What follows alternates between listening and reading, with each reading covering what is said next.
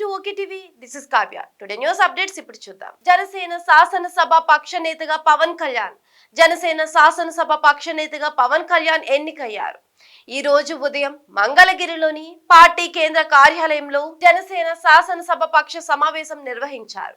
ఈ సమావేశంలో తెనాలి ఎమ్మెల్యే నాదెండ్ల మనోహర్ జనసేన శాసనసభ పక్ష నాయకుడుగా పవన్ కళ్యాణ్ పేరును ప్రతిపాదించారు. దీంతో సభ్యులందరూ ఏకగ్రీవంగా బలపరిచారు.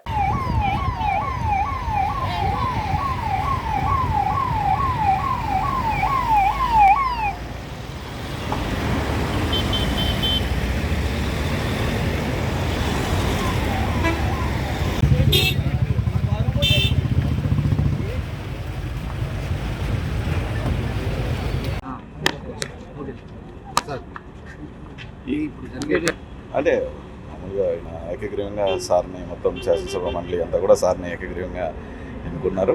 అలాగే వచ్చే రోజుల్లో ప్రభుత్వంలో ఎలాగ పార్టిసిపేట్ చేయాలి అండ్ ప్రజలకు ఎలా దగ్గర అవ్వాలి అండ్ ఇంత బాధ్యత మన మీద ఉంది కాబట్టి ఇంకా బాగా అందరూ వర్క్ చేయాలి, ఎవరు వర్క్ చేయకపోయినా నేను దగ్గర ఉండి చూస్తానని చెప్పి పవన్ కళ్యాణ్ గారిని అందరికీ చెప్పడం, అలాగే మా నాయకుడిని ఎన్నుకోవడం కూడా జరిగింది.